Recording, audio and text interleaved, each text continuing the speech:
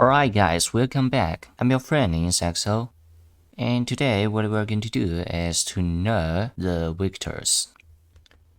But I guess this is just the beginning. What matters is the matrix.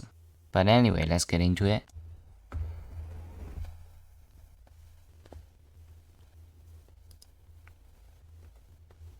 And then I'll give you a bunch of examples. And I think the examples will make things super clear. Hopefully, they'll make things super clear. A vector is something that has a magnitude. What I want to do in this video is talk about the difference between vectors and scalars. And they might sound like very complicated ideas, but we'll see over the course of the videos that they're actually very simple ideas. So first I'll give you a little bit of a definition, and then I'll give you a bunch of examples. And I think the examples will make things super clear. Hopefully they'll make things super clear. A vector is something that has a magnitude, and or you could kind of view that as a size, and it has a direction. So and it has a direction, A scalar only has a magnitude or size. And if that doesn't make sense to you, it will hopefully make sense to you in a second when I show you an example. For example, let's say that that's the ground right there. Let me do the ground in a more appropriate ground-like color. So this is green right over here. And let's say that I have a brick here. I have a brick on the ground. And I pick up that brick and I move it over to this place right over here. So I move the brick right over there. And then I take a ruler out and I say, wow, I've moved the brick. I have moved the brick 5 meters. I have moved the brick 5 meters.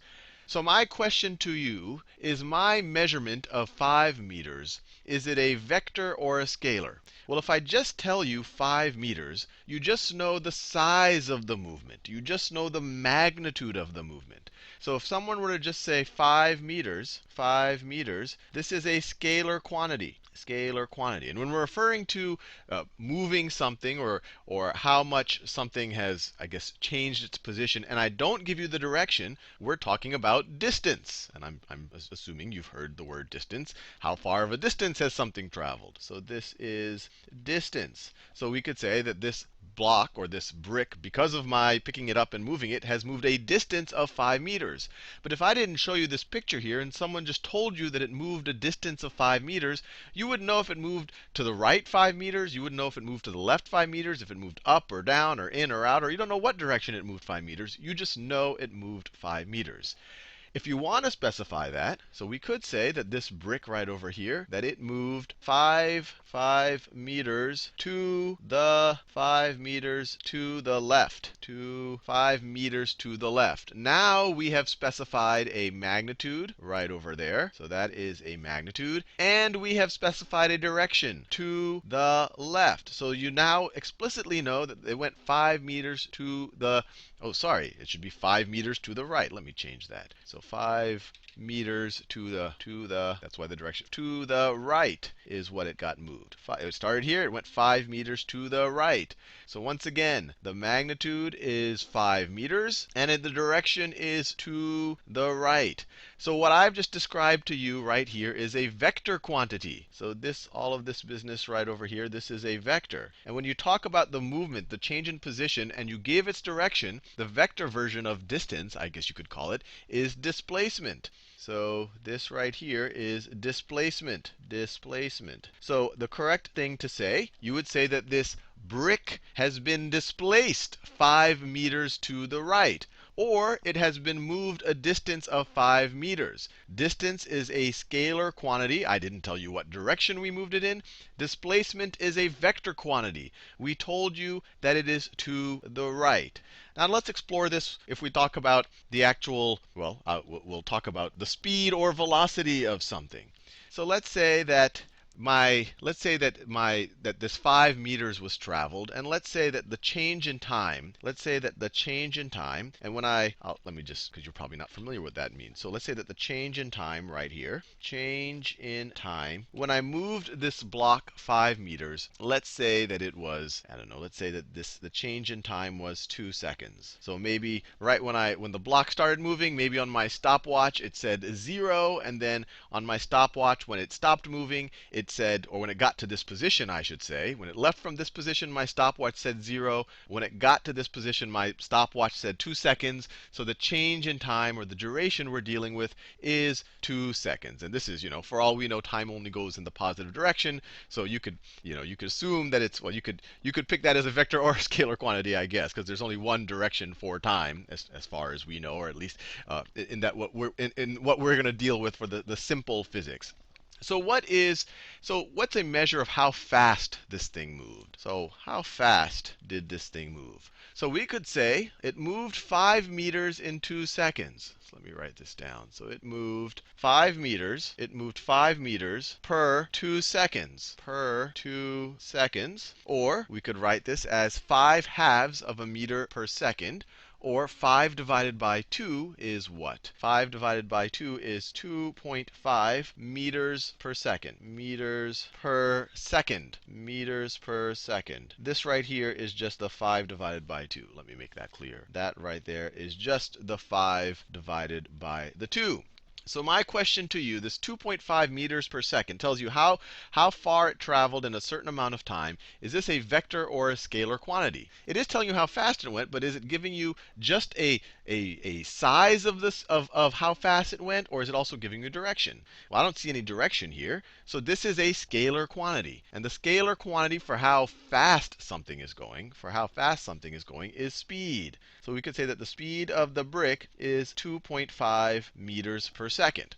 Now, if we do the same calculation, we say it went if we say it went 5 meters, I'll just write m for meters, 5 meters to the right in 2 seconds, then what do we get? We get 2.5, once again, 2.5 meters per second. I'll just abbreviate them as meters per second to the right. So is this a vector or a scalar quantity? I'm telling you the magnitude of the speed. That's right here. This is the magnitude, 2.5 meters per second. And I'm also telling you the direction, to the right. So this is a vector quantity. And when you specify both the speed and the direction, so the 2.5 meters per second is a scalar, and the direction, you are talking about velocity. So easy way to think about it, if you're thinking about change in position and you specify the direction of the change in position, you're talking about displacement. If you're not talking about the direction, you want the scalar version, you're talking about distance. If you're talking about how fast something is going and you give the direction that it's going in, you're talking about velocity. If you don't give the direction, you are talking about speed. Hopefully that helps you a little bit. In the next video, we're going to start working with these a little bit to start solving some basic questions about how fast something is going, or how far it might travel, or how long it might take it to get someplace.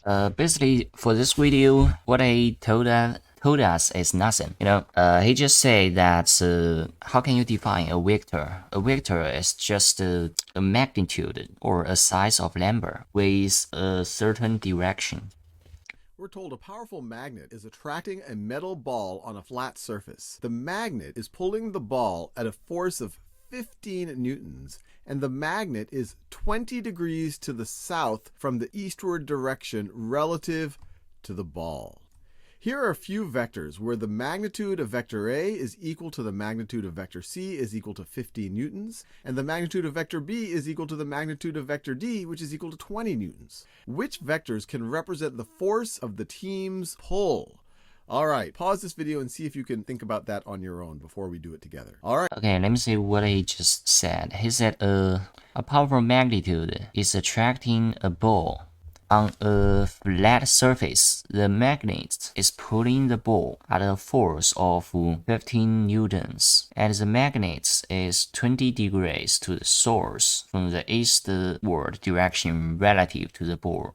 Okay, I got it. So what he said is we got a ball out there and they have a lot of force from different direction. What's the final result it would be when that multiple force come together at once? All right, now let's do it together. So before I even look at this, I'm just going to look at the description. It has a magnitude of 15 newtons. If we're talking about a force, you can view it as a strength of 15 newtons. And the magnet, which is pulling on the ball, is 20 degrees to the south from the eastward direction relative to the ball. So if this is the ball right over here, and if this is the eastward direction, it says the magnet is 20 degrees to the south from the eastward direction relative to the ball. So the magnet would be in this direction, and this angle right over here is 20 degrees.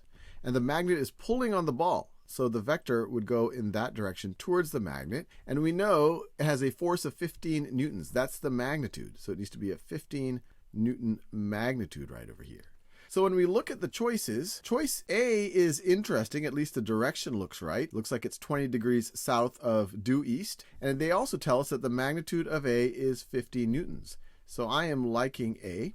Now let's look at B. Well, B looks 15 degrees south of due east, not 20 degrees south. So I will rule that out. And also B's magnitude is wrong. It's 20 newtons.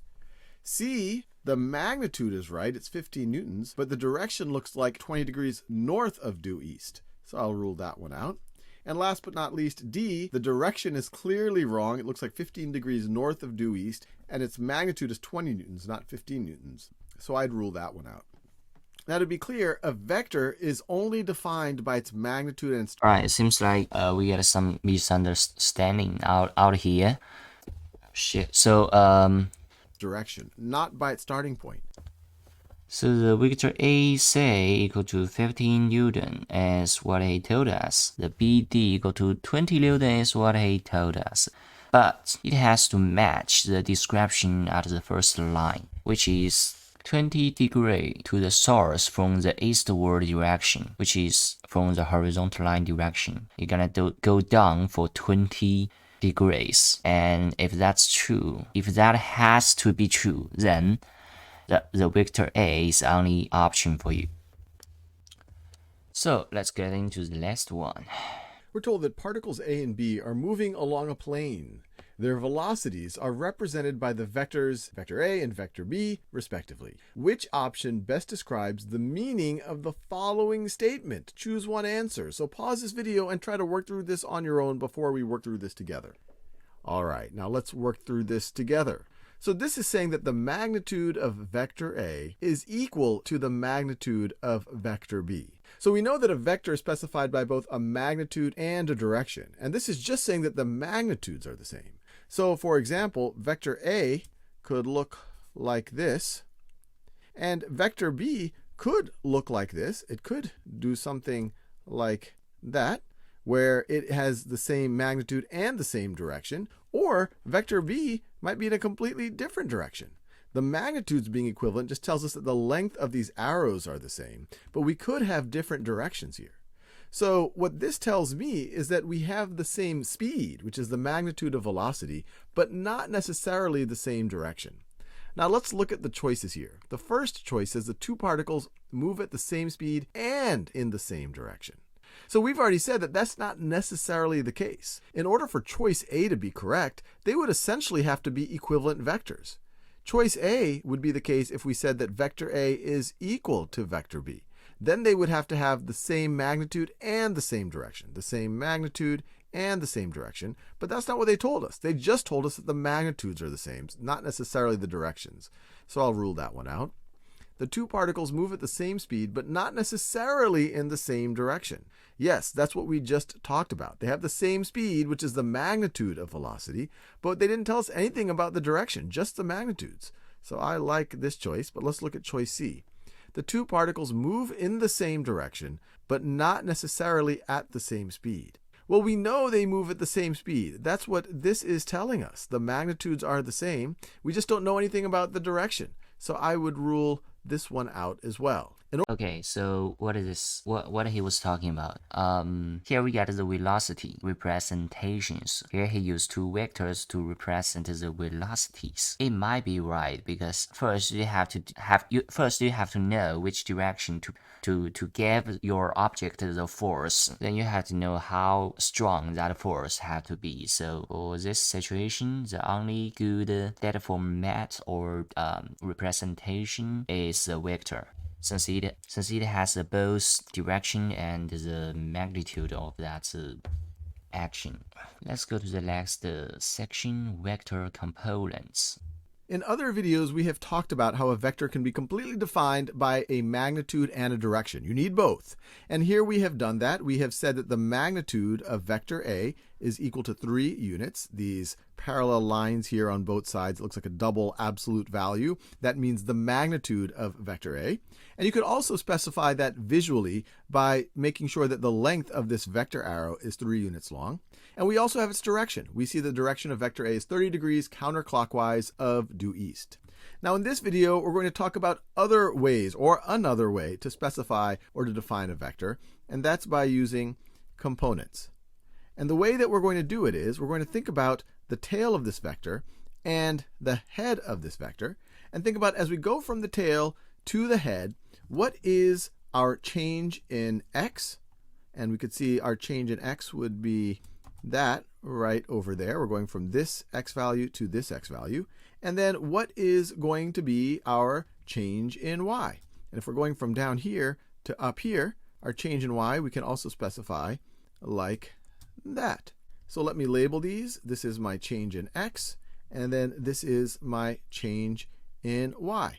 And if you think about it, if someone told you your change in x and change in y, you could reconstruct this vector right over here by starting here, having that change in x, then having the change in y, and then defining where the tip of the vector would be relative to the tail. The notation for this is we would say that vector A is equal to, and we'll have parentheses, and we'll have our change in x, comma, change in y. And so if we wanted to get tangible for this particular vector right over here, we know the length of this vector is 3. Its magnitude is 3. We know that this is, since this is going due horizontally and then this is going straight up and down, this is a right triangle. And so we can use a little bit of geometry from the past. Don't worry if you need a little bit of a refresher on this, but we could use a little bit of geometry or a little bit of trigonometry to establish, if we know this angle, if we know the length of this hypotenuse, that this side that's opposite the 30-degree angle is going to be half the hypotenuse, so it's going to be 3 halves, and that the change in x is going to be the square root of 3 times the 3 halves. So it's going to be 3 square roots of 3 over 2. And so up here, we would write our x component is 3 times the square root of 3 over 2, and we would write that the y component is 3 halves. Now I know a lot of you might be thinking this looks a lot like coordinates in the coordinate plane, where this would be the x coordinate and this would be the y coordinate. But when you're dealing with vectors, that's not exactly the interpretation. It is the case that if the vector's tail were at the origin right over here, then its head would be at these coordinates on the coordinate plane. But we know that a vector is not defined by its position, by the position of the tail. I could shift this vector around wherever and it would still be the same vector. It can start wherever. So when you use this notation in a vector context, these aren't x coordinates and y coordinates. This is our change in x and this is our change in y. Let me do one more example to show that we can actually go the other way. So let's say I defined some vector b, and let's say that its x component is square root of 2, and let's say that its y component is square root of 2. So let's think about what that vector would look like. So it would, if this is its tail, and its x component, which is its change in x, is square root of 2, so it might look something like this. So that would be change in x is equal to square root of 2, and then its y component would also be square root of 2. So I could write our change in y over here is square root of 2. And so the vector would look something like this. It would start here, and then it would go over here. And we can use a little bit of geometry to figure out the magnitude and the direction of this vector. You can use the Pythagorean theorem to establish that this squared plus this squared is going to be equal to that squared. And if you do that, you're going to get this having a length of 2, which tells you that the magnitude of vector b is equal to 2. And if you wanted to figure out this angle right over here, you could do a little bit of trigonometry or even a little bit of geometry, recognizing that this is going to be a right angle right over here, and that this side and that side have the same length. So these are going to be the same angles, which are going to be 45-degree angles. And so just like that, you could also specify the direction, 45 degrees counterclockwise of due east. So hopefully you appreciate that these are equivalent ways of representing a vector. You either can have a magnitude and a direction, or you can have your components, and you can go back and forth between the two. And we'll get more practice of that in future videos. Representing a vector. So why they say that this is a component of a vector? Well, it's because a vector can be separated or can be parts of two components, the x and the y.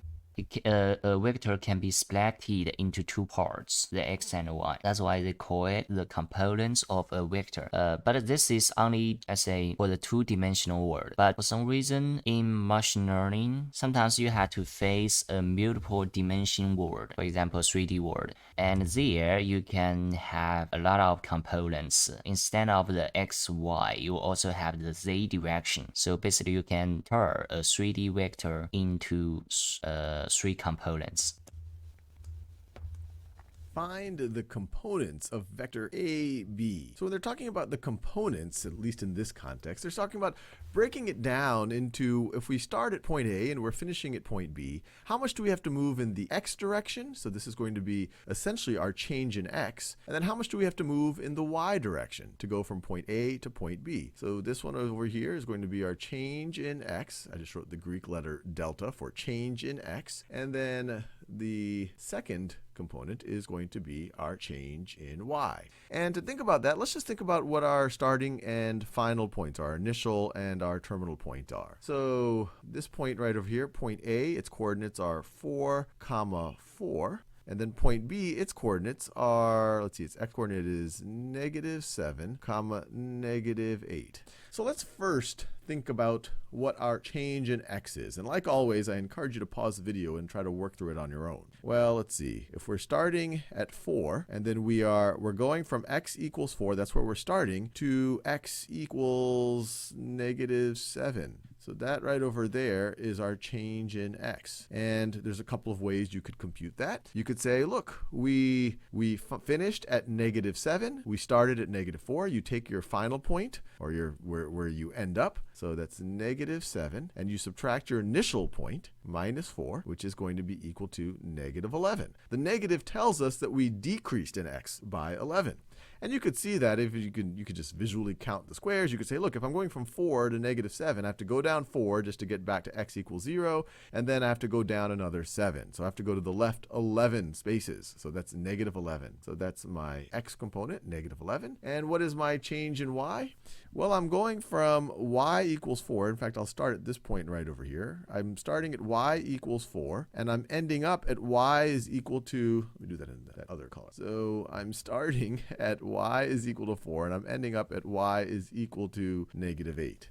So our change in y was going to be my final y value, which is -8, minus my initial y value, which is 4, minus 4, which is equal to -12. So -12. And you could see that here. If I'm starting up here, I have to go 4 down just to get back to the x-axis. Then I have to go down another 8. So I have to go down a total of 12. And you could see something interesting that I've just set up here. You could also view this, this bigger vector AB, as being constructed of this vector that goes purely in the x direction and this vector that goes purely in the y direction. If you were to add this red vector to this blue-green, dark blue-green vector, you would get vector AB. But we'll talk more about that in future videos. In dark blue. You know what? When I say all those questions in the academy, I think if for example, for those Chinese students, if they only knew how to solve those simple questions in the academy, something like that, then I can 100% assure that they cannot get into the university. They cannot pass the university examination, because this is too simple. The Chinese students those Chinese students have to deal with, let's say, way far more hard problem than this. And you guess what? In the end, when they get into the university, they will never use those knowledges they have ever learned before. They have learned before. They will just waste their, intelligence and doing some bullshit, and that's all. So, okay, let's get into the next video. We're asked which of the following vectors have the same x component as vector A, and they tell us to select all that apply. So this is vector A right over here, and we only have to concern ourselves with the x component. That's what they're asking us about.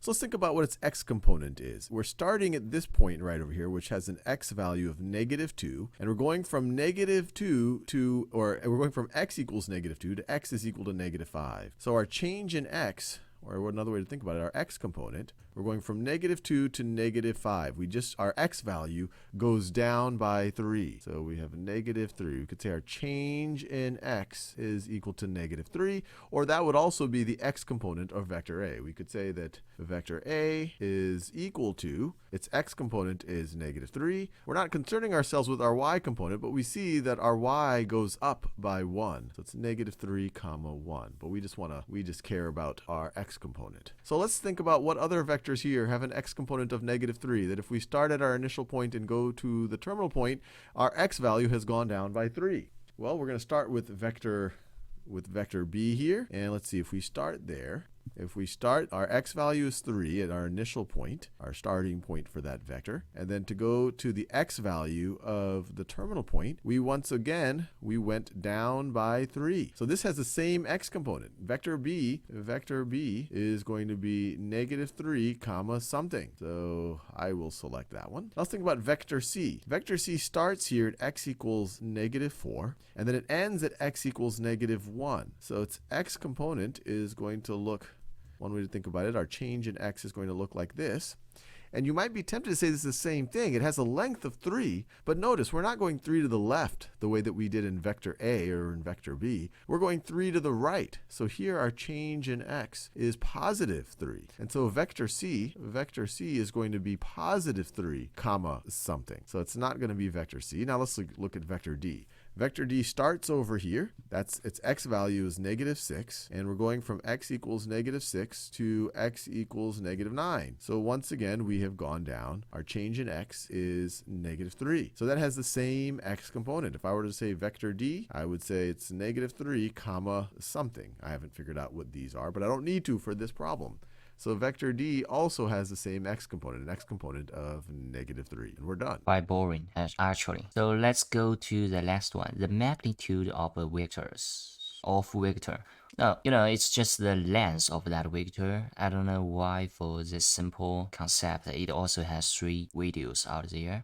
We've already seen that a vector is defined by both its magnitude and its direction. And what I want to do in this video is get some practice calculating or figuring out the magnitudes of vectors. And I have a vector right over here, vector u. It is visually depicted here on our coordinate plane. And I want to figure out its magnitude. And I encourage you to pause the video and see if you can figure it out. Well, it can be as simple as you take this point, then you take this point, you use some formula to find out the distance between the 2 points, and that's all. I don't think this is that much harder anyway. You use the y coordinate minus this y coordinate, you square it, and you plus the x coordinate minus this x coordinates, you square it again. In the end, you take the square root of the whole stuff. Then you get the distance of that. Here we go. This is just what I was talking about. Alright, here we got another concept, scalar multiplication. What I want to do in this video is give ourselves some practice and hopefully some intuition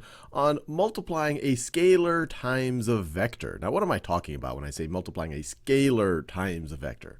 Well, let me set up a little two-dimensional vector here. So let's say I have the vector w, and let me give it an x component. Let's say its x component is 1, and its y component is, let's say it's 2. And I could draw it if I like. Actually, that's a good idea. It's always nice to be able to visualize these things. Let me get some coordinate. Get a coordinate axis here. So that's my x-axis. That is my y-axis. And so if I were to draw this vector in kind of standard form, I would put its initial point at the origin, and then its terminal point would be at the point 1, 2. So its x-coordinate is 1. Its y-coordinate is going to be 2. So 1, 2. This vector is going to look like, its initial point is right here, its terminal point is going to be right over there. The vector in standard graphing it in standard form or visualizing it in standard form would look like that. Now, of course, I could have the same vector and I could shift it around as long as I have the same length of the arrow and it's pointing in the same direction. But if, no one tells you otherwise, it's nice to just put its initial point at the origin. Now, let's multiply it by a scalar. Now, what do we mean by a scalar? Well, a vector is something that has a magnitude and a direction. A scalar is just something that has a magnitude. You could think of just the numbers that you started learning when you were 4 years old, that those are scalars. So, for example, we can think about what is 3 times w going to be? 3 times w. 3 is a scalar, w is a vector. Now, the convention we use for multiplying a scalar times a vector is you just multiply each of the components times that scalar.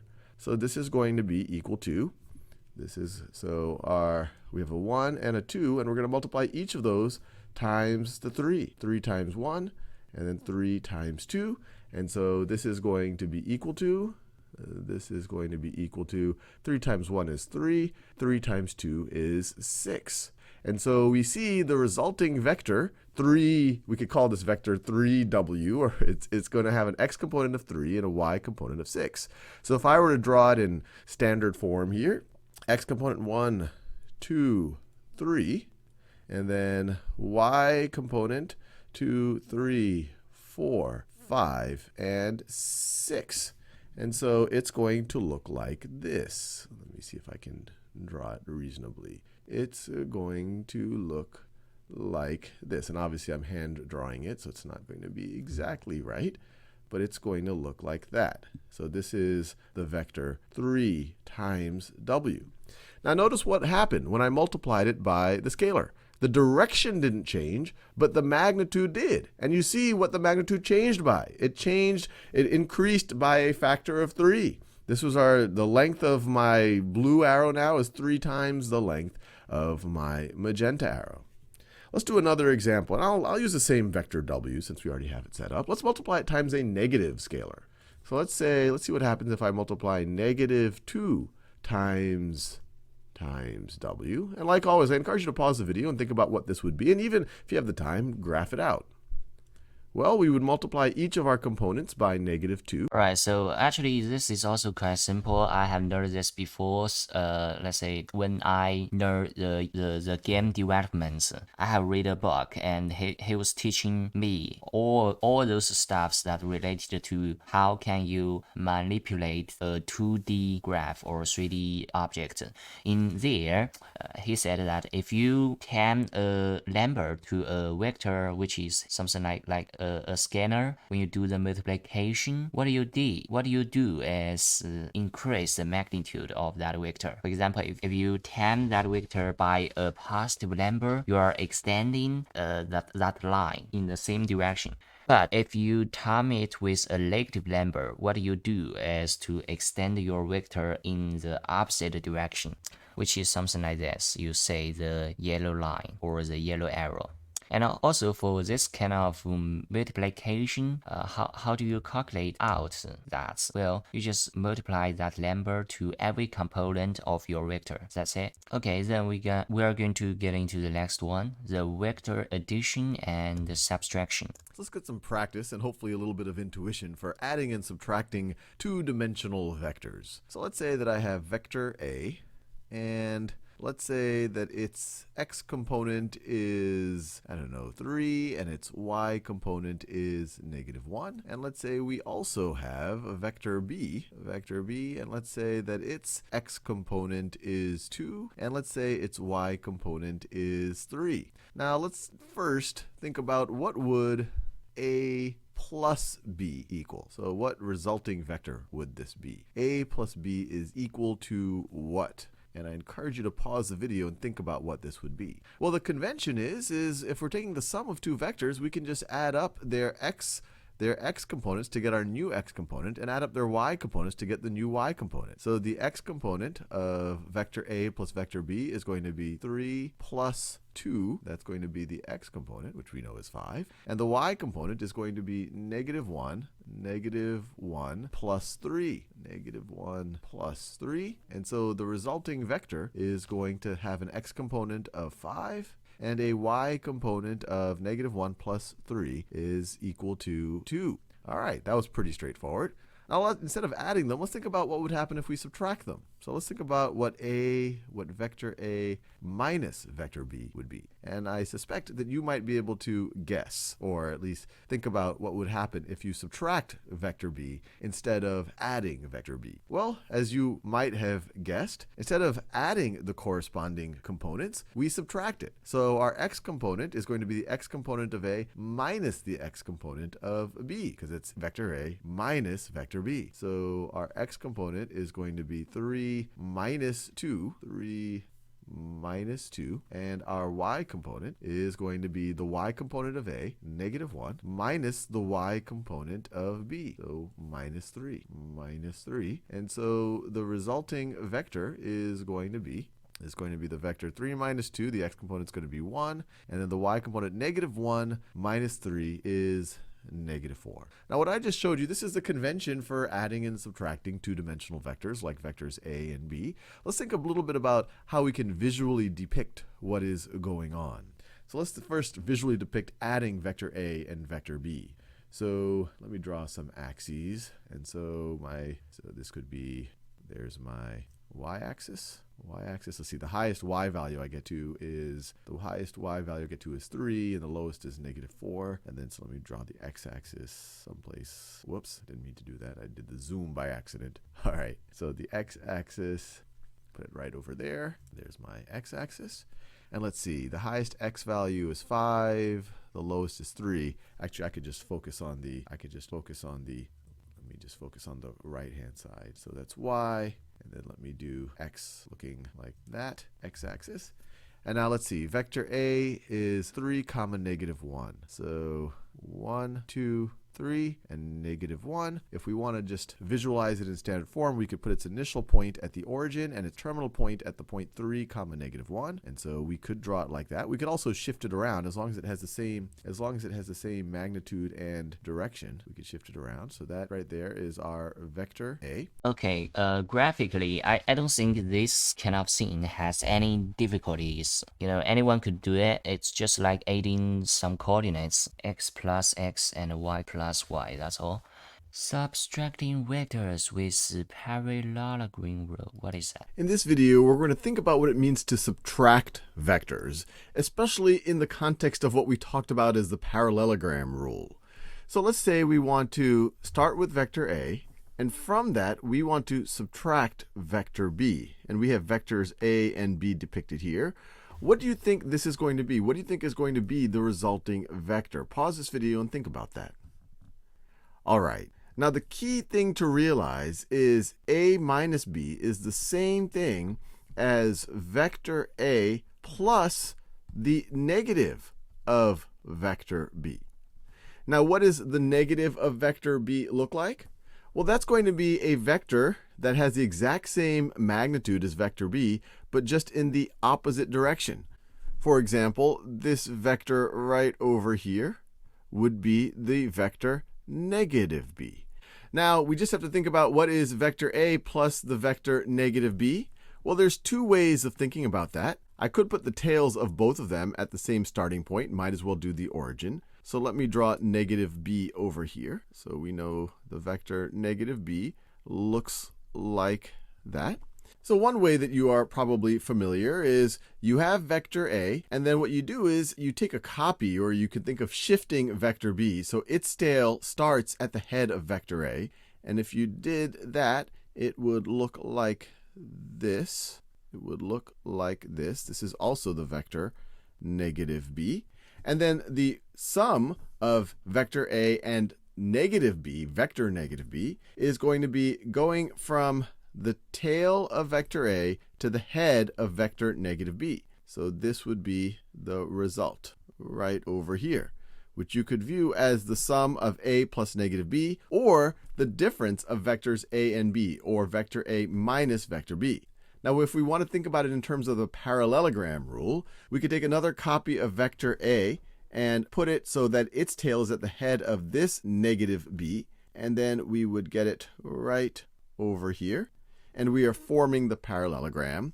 And then the resulting vector is the diagonal of... Okay, so basically in the real world, I guess we will never do such a thing. We'll probably just use a computer to calculate out the results. We won't do it graphically, or let's say we won't do it manually. Direction of vectors, what is that? So what we're going to do in this video is look at a series of vectors, and we're going to draw them in standard form where their initial points or their tails are going to sit at the origin. And we're going to see if we can figure out the angles that they form, the positive angles that they form with the positive x-axis. And like always, pause this video and see if you can figure out what these thetas are going to be on your own. And we're going to figure them out in degrees.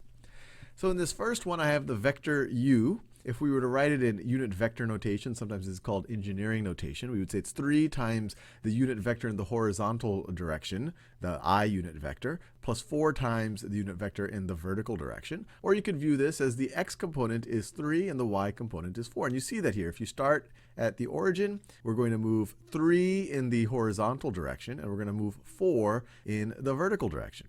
Now, to figure out this theta, there's a couple of ways to think about it. We could just construct a right triangle for this one in particular. We could say, okay, the x-coordinate is 3.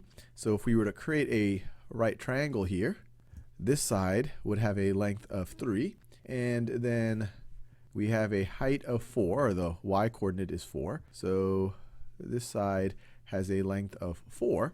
And we know just from even our basic SOHCAHTOA definitions of trig functions that what trig function involves the opposite of an angle, so the opposite of the angle, and the adjacent of an angle.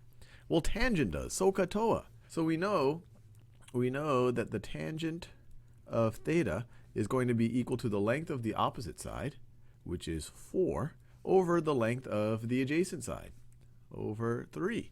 And so if we wanted to solve for theta, we could just say that theta is equal to the inverse tangent, sometimes people say arctangent, of 4/3 of 4 over 3. And let's evaluate this, and I'm going to get my calculator out to do it. So I want to take 4 divided by 3, which is that. And I already had pressed this button right over here that takes my tangent and makes it into an inverse tangent. So I'm going to take the inverse tangent of this. And I get roughly 53.1 degrees. So this is approximately 53.1 degrees, which looks about right. This looks like a little bit more, even though I didn't draw it completely super precisely. I hand drew this. It looks a little bit more than a 45-degree angle. So that feels pretty good. Now, another thing you might have said, hey, well, look, 4 is the y component, 3 is the x component, and so maybe tangent of theta is always going to be the y component over the x component. And that, in fact, is the case. And that actually comes straight out of the unit circle definition of the trig functions, where you could say that if you have a unit circle, I could draw it right over here, so let me draw the coordinates. So far, I didn't see the point of this, but let's say since if your vector is located in the 1 or 2 quadrants, then you could calculate out the angle your vector would form from the horizontal original line by using the tangent function. And to be specific, that would be tangent of that angle equal to y over x. That's it. Let's get some more And also it applies to that kind of row when your vector was located in the 3rd and 4th quadrants. And here we got another video. Vector components from magnitude and direction. What? So we have 2 examples here where we're given the magnitude of a vector and its direction, and the direction is by giving us an angle that it forms with the positive x-axis. What we need to do is go from having this magnitude and this angle, this direction, to figuring out what the x and y components of this vector actually are. So, like always, pause this video and see if you can work through this on your own. All right, now let's work through this together, and it's really just going to involve a little bit of trigonometry.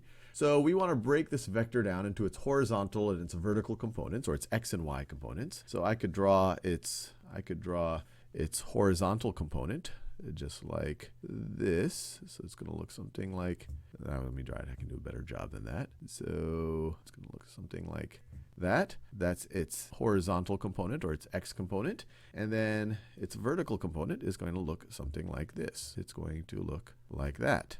That's its vertical component. And notice, if you add the horizontal component and the vertical component, you are going to get your original vector.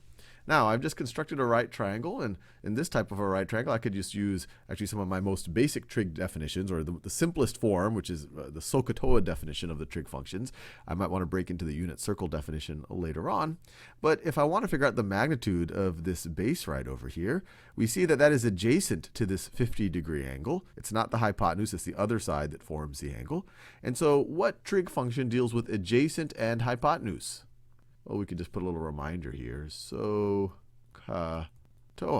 Well, cosine deals with adjacent over hypotenuse. So we could say that if I call this x, the length of our x component, we could say that the cosine of 50 degrees of our angle is going to be equal to the length of the adjacent side, x, over the length of our hypotenuse, which is the magnitude of the vector, over 4.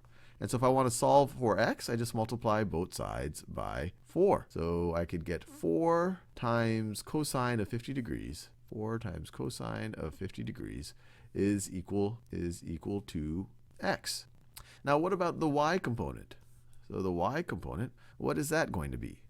Well, that side, the length of that side, is opposite to the angle, the 50-degree angle. So what trig function deals with opposite and hypotenuse? Well, that is sine. So we know that the sine of 50 degrees is going to be equal to y over the length of the hypotenuse, y over 4. And so we can multiply both sides by 4, and we get 4. Right. From this video, we know that we could get the x component and the y component out from the magnitude and its direction by using the cosine and sine function, adding vectors in magnitude and direction form. We're told that vector A has magnitude 4 in direction 170 degrees from the positive x-axis. Vector B has magnitude 3 in direction 240 degrees from the positive x-axis. Find the magnitude and direction of vector A plus vector B. So pause this video and see if you can have a go at that. All right, now let's work through this together. And the way that I'm going to approach it, I'm going to represent each vector in component form, and then I'm going to add the corresponding components. And from that, I'll try to figure out the magnitude and the direction of the sum. So vector A, what is its x component? Well, the change in x here, there's multiple ways that you could try to do this using trigonometry, but we've reviewed this or gone over this in other videos. The simplest way to think about it is our change in x here is going to be the length, and we know vector A has magnitude 4, times the cosine of the angle that the vector makes with the positive x-axis, cosine of 170 degrees. And so that's our x component right over here, 4 times cosine of 170 degrees. And then what's our y component?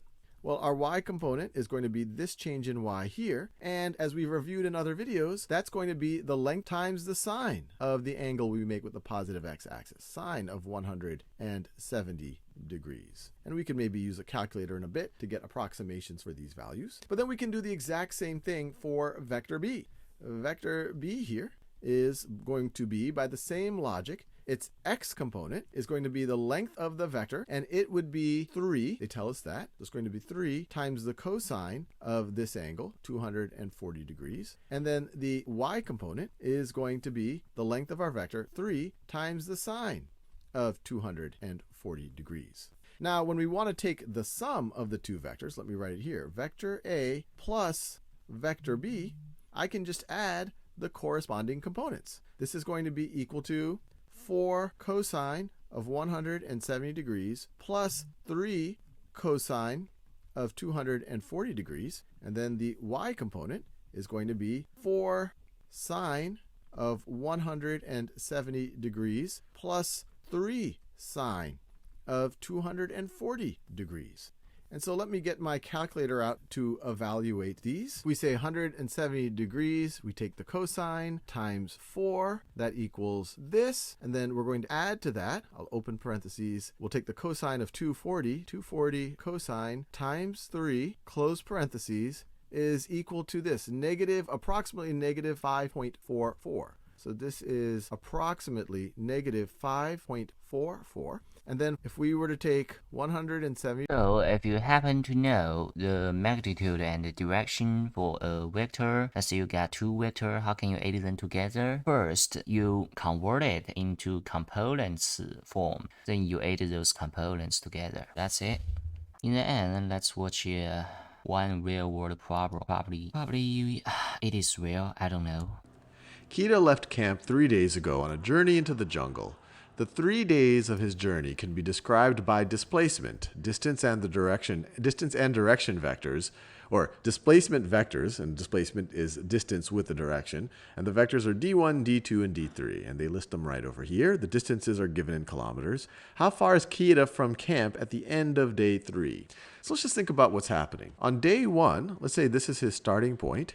His displacement, he starts here and he goes there. But if you break it down based on, I guess if you call this direction, actually let me draw a little compass here. If you say that this is north, this is east, this is west, and that this is south, you can break it down by how much he went in the east direction and how much he went in the north direction. So this is saying he went 7 in the east direction, 1, 2, 3, 4, 5, 6, 7, 7 in the east direction, and he went 8 in the north direction, 1, 2, 3, 4, 5, 6, 7, 8, just like that. This is 7 and this is 8. And then on day 2, he went 6 in the east, six units, I guess these are kilometers, 6 kilometers to the east, 1, 2, 3, 4, 5, 6, and he went 2 by 2 kilometers to the north, 1, 2. So he ends up right over here, 6 and 2. And then finally, day 3, the component of his displacement that is to the east is 2, and the component of his displacement that's to the north is 9. And so to figure out how far he is from camp at the end of day 3, we just have to figure out what is his total displacement. What is the length of the vector that's the sum of all of these? So what is the length of this vector right over here? And we could call this, let's call this d sub t for total displacement, total displacement. And you can see how this is arranged, that our total displacement vector is just going to be the sum of d1, let me do those in the appropriate colors, it's just going to be the sum of d1, d2, d2, and d3. And if you're summing these vectors, you can just add the corresponding components. So for example, the total displacement is going to be equal to the sum of the horizontal, or not, I should say the displacements in the east direction. So it's going to be 7 plus 6, 7 plus 6 plus 2 plus 2. And then in the north direction, you have 8 plus 6, or sorry, 8 plus 2 plus 9 plus 9. And so our total... Okay, for this kind of real life problem, it's also it's too easy for me. But it's definitely suitable for some high school student or lower than high school students. But as I said before, if in China, if those students only know how to solve this kind of problem, they'll never be able to get into the university. But in the US or some advanced country, this is what we required for those students to entering the university. This is enough for them. So I think this is where the problem comes from. Comes from the China's education system. They are so cruel, and they are doing they are asking their students to master some unrealistic stuff, useless stuff. Okay, I think this is today's learning, and I hope you enjoy this one. I'll see you guys in the next one, in the next video. Bye.